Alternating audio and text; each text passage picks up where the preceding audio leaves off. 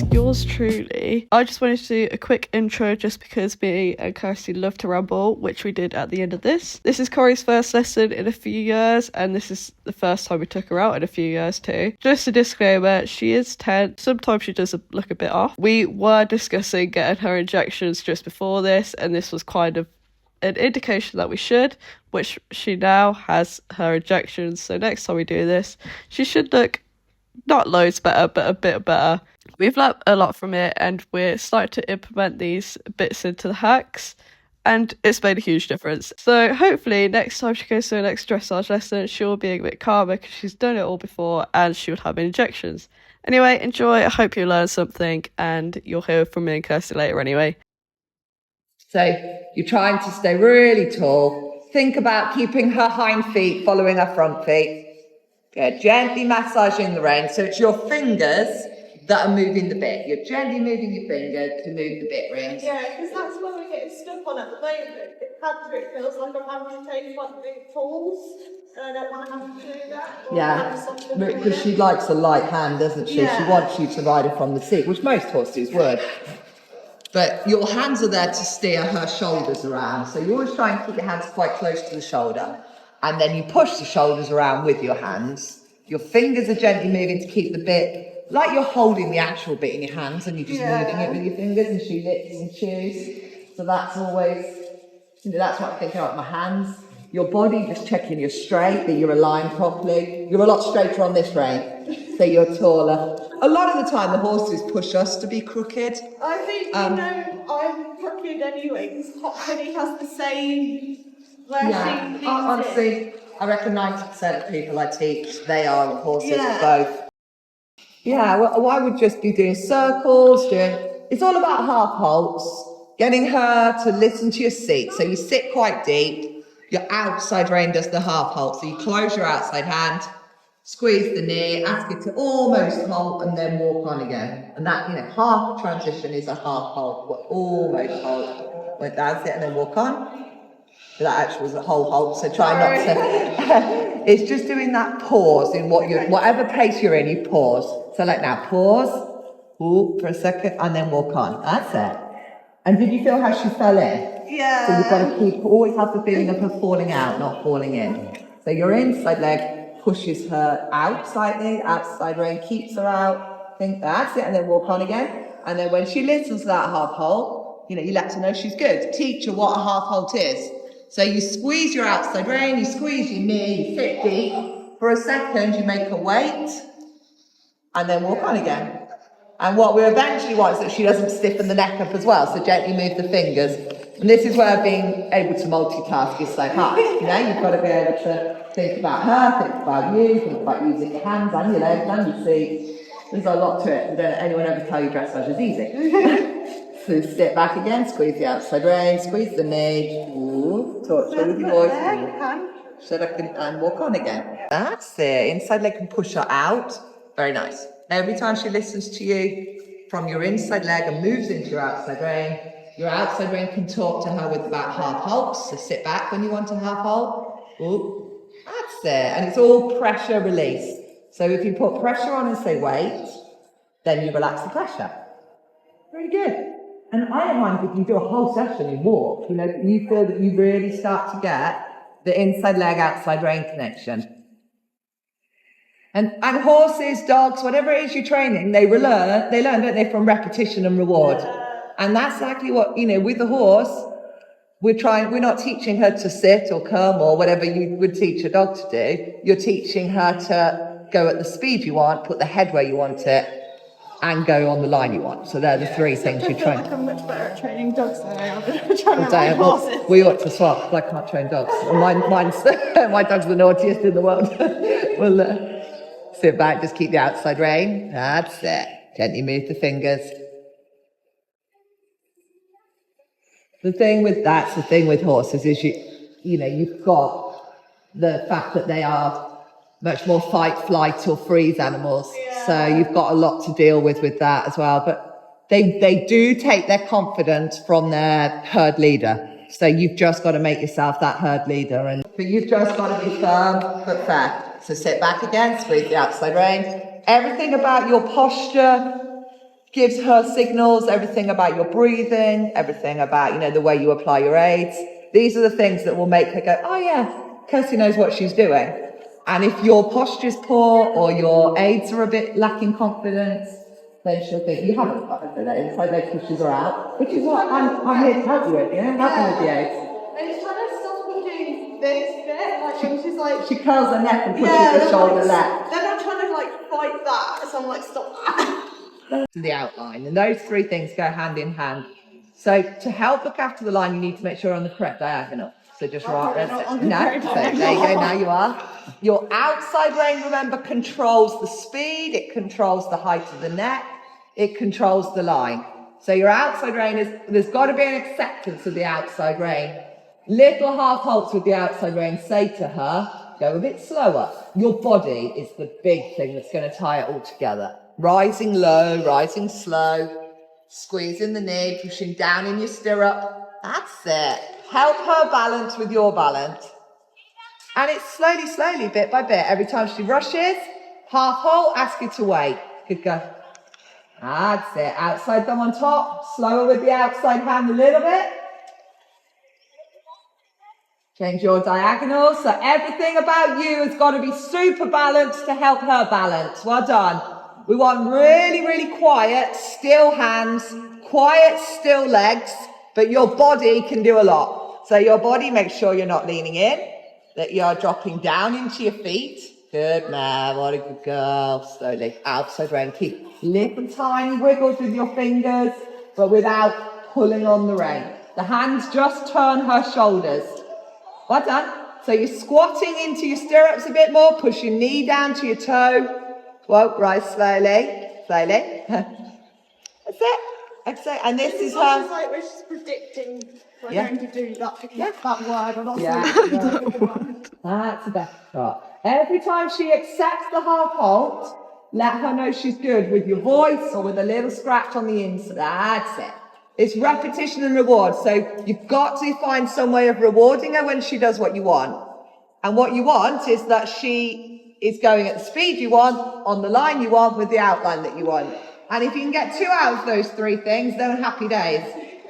If you can get one of those 3 things, we're happy, but ideally 2 things. Do you know what I keep doing? Is half halt the inside. With your inside rein. Yeah. And you've got to train her to the outside, is after. Is the inside leg to push her out? Outside rein is the main rein that controls her with your body. She isn't one that you can use a lot of rein, like say you've got to be quite sensitive with her mouth. Are you happy with your stirrup length? Do you feel like they're right, or do you feel you could go a little bit shorter? Moving the fingers gently, pushing down in your stirrup. That's it. Well, push down into your feet so you feel secure in your legs, like you're stood on the ground. If she rushes, use a little bit of voice, a little bit of outside rein. Squeeze the knee, push down in your feet.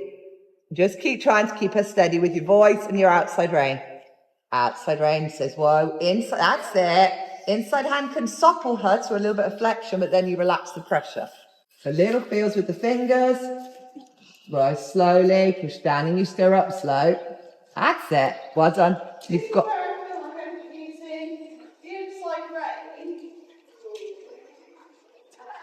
Like that half part was my inside rein, if that makes sense. And then when she was falling in on the shoulder, I used my inside rein. Yeah. So stop using the inside rein.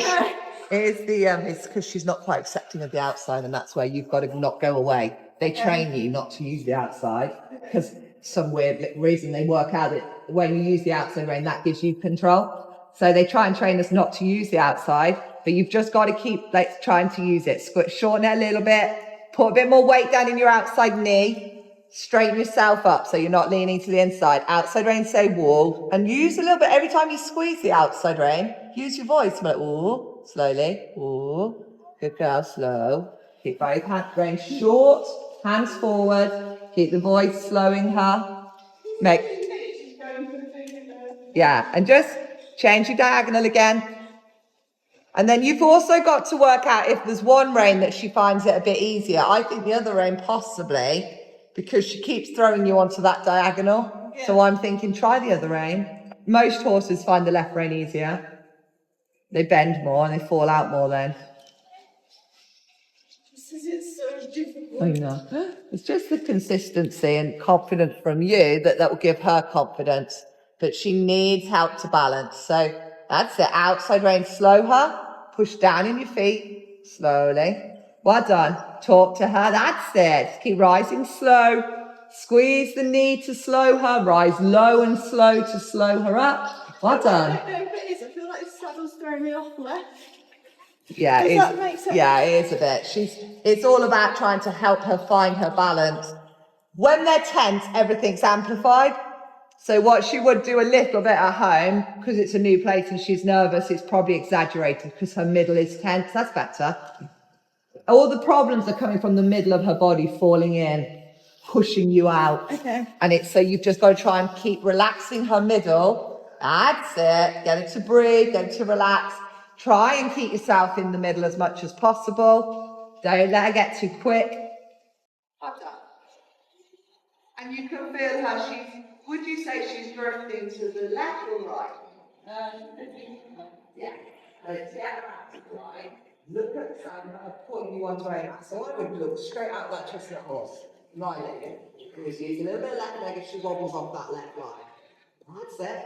Keep going, looking at it, don't change yet. Now turn and look over at the H maybe, or what's that? Yeah, that's it. You won't pass it, so that's fine. Just go straight.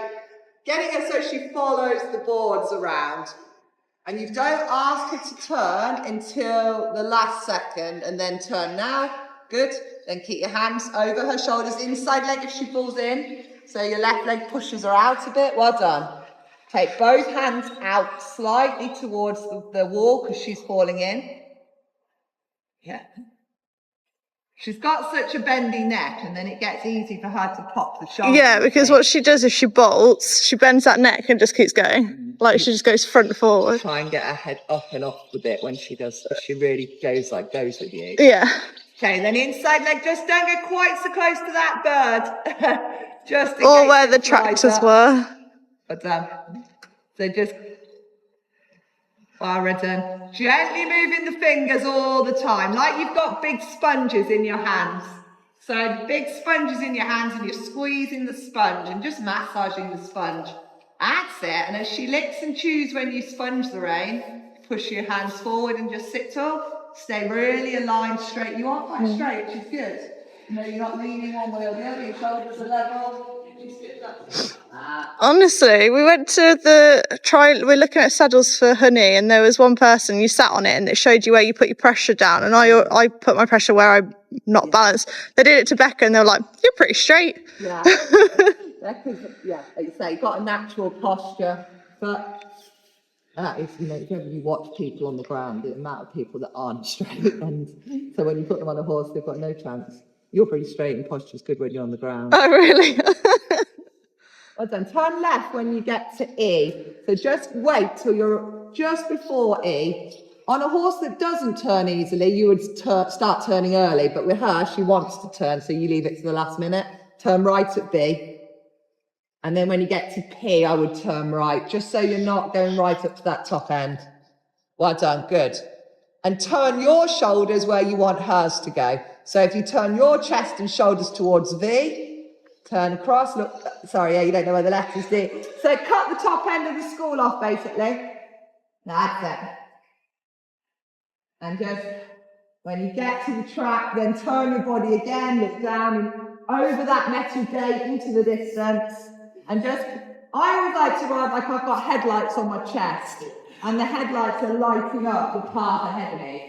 And so if I want to stay straight, I keep lighting up the path straight ahead. If I wanted to turn, I turn the headlights where I'm about to go. Good girl, Corey. Move fingers when she listens to the horse. Move fingers and put your legs softly on her. Good girl. Take control, so turn your body where you want to go. That's it, turn your headlights. Keep your little squeezes with the fingers. That's it. Then when you come to the whiteboards, well, we're done. Now turn your head, neck and shoulders. Light up the path that you're going to go on, which is the track. That's it. Gently squeeze the fingers when she's nosy. So like that's it. Your sponges, get her licking and chewing. Legs are just quietly staying where they are. Your legs are good. They're softly on her body without nagging her. Gently move the fingers when she's stiff. Can you feel that stiffening the neck and growing up tall? That's why you just have to sponge the reins a little bit. That's it. Get her licking and chewing and listening to you. When she drops the head and neck down, she's relaxed more. If she curls it in too much, she's got tense again. So it's trying to stop her going too high and stiff or too low and curled. Just nicely in the middle. So there, she's got high, squeeze the rein. When she drops down, then you relax. So it's there, in the middle, just on a flat line, where her neck is the same height as her back. So now she's stiffened, squeeze the fingers, drop her head. When she drops the head, then sit quiet, relaxed, there, good. And just keep your legs guiding her, turning her with your shoulders. Change the rein across the diagonal from M towards E. So look where E is, turn your headlights, well done. Keep your legs softly on her, very nice. If her neck goes too high, you sponge the fingers to drop it. If the neck curls at you, push your hand slightly forward and push her nose out. That's it, well done. Keep left leg on now, push to start falling in, off the line. Keep the inside leg, well done. That's it. Now when we come to the next leg, just about here, start turning your body so you cut off the top end of the stalk. Good. That's it. Gently sponge the fingers, keep your inside leg on if she falls off the line. Huh? She does fall in a lot more on the left, doesn't she, there? But she's doing it more on the right with you. Yeah. So Which way? she's just wobbly, basically. That's it. Grow tall. Keep a little touch with the inside leg. Gently sponging the fingers. That's good turn. Lovely. Keep your legs on. So always feel like you're on railway tracks. Her left legs are on the left track and the right legs are on the right railway track. Her head's in the middle of the tracks. And it's not that far off from riding a bicycle either. Your hands are on the handlebars, okay? You keep the handlebars straight when you want your wheel to be straight, and you turn the handlebars when you want the wheel to turn. So it's trying to keep the handlebars straight, control her shoulders, keep her straight, well done. Use your legs, so your legs instead of pedalling, keeping her hind legs pushing. Turn your shoulders when you come to the corner, turn your handlebars, that's it, and then ride straight again. So it's knowing that you can turn her and then keep her on a line. Squeeze the rein when her neck comes up, sponge the fingers, drop the neck down, good. Keep sponging with the ring finger, little bit squeezes, inside leg keeps her straight. Super job, well done. Try and ride close to the corner as you can, using your inside leg. And it's really repetitive. It's these constant saying the same thing until she goes, I understand. If we change what we're saying all the time, she'll get confused. Whereas if you constantly keep repeating the same thing, she'll get it. It's just sometimes you have to repeat it more times than you do with other horses, or that's good. Really nice. Once they understand, they're pretty smart horses. They've got it, but it's just how many times you have to say it till they understand in the first place. So right up the centre of the arena. So turn right at C towards us. Set. Good. And then just keep her nice and straight. Keep riding at me. He got a runny nose. Gross. I'm looking at the straightness. It's good. Now turn left. Well done, yeah, I'm happy to. Turning your shoulders. It's good. And because you're so quietly just working away and being repetitive, you can see her walking calmer and calmer. What I like is you've kept your legs on her body all the time. Like you're giving her a nice, gentle hug. Back in the box, Corrys at home grazing with Honey. Honey wasn't very happy when we got back. She said, where has she been? She wasn't stressy, though. Yeah, no, she just stopped around everywhere. Yeah. Like when we got back, so when she knew Corrie was there, then she was like, I want to be involved. As you can see, Corey was very tense.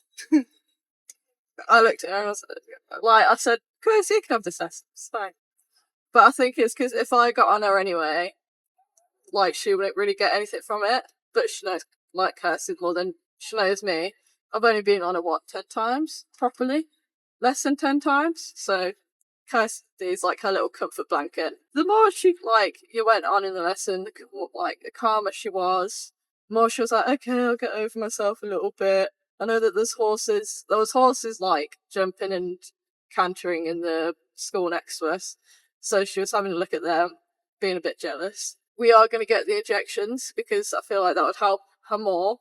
Because I think some of it, we both said, that especially going into trot, she kind of braced herself. can't remember what you call it, compensates. Yeah, she Like, overcompensates with for it. Corrys' go-to to lifting her head in the air is when what we noticed a few years back was that we found she did it more when she was uncomfortable.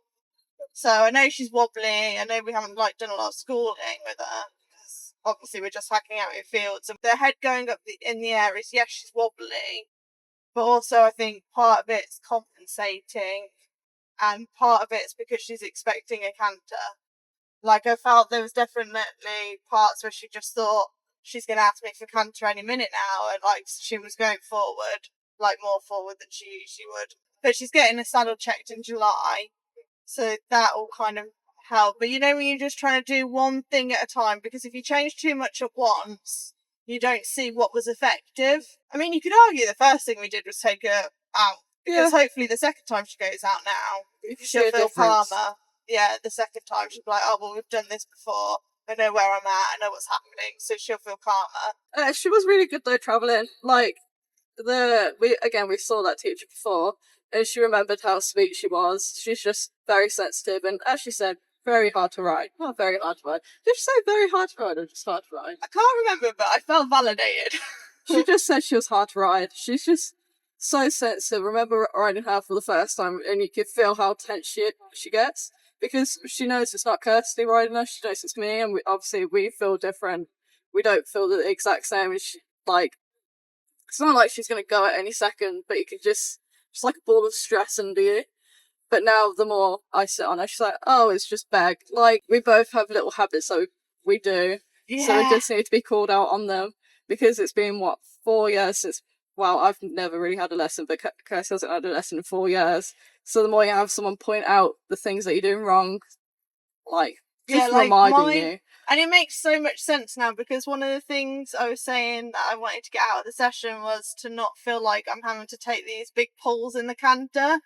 But actually it's because I'm doing it with the inside rein, and I need to be doing the half halts with the outside rein. And at the moment it's almost like I support her with the outside rein to try and keep the balance, but then the inside rein is taking the half halts and trying to get a bit of suppleness and aiding the steering. So that's too much that's going on with the inside, and I need to make sure that actually the outside rein is doing half halts and balancing. It's just being more... Not balancing. Yeah. Half halts and... what's the word? I don't know, just supporting. But yeah, the inside is then that's doing the suppleness, and it's my seat and everything that steers. Having to rework now what I thought we were going to do, which order it's going in. But this is why I don't plan as she plans. Yeah, and then I have to change there's plans. no point of planning, because it always changes. Anyway. But watch this space, guys, because we are trying to get... No, it is because we're trying to get... Like, comment and subscribe, because that always helps with, recommendations. Blah, blah, blah, blah, blah. Anyway, Thank you for watching. Hopefully you've learnt something. If we need to ask if we could use Gemma's voice in it. But hopefully you've learnt something. Bye.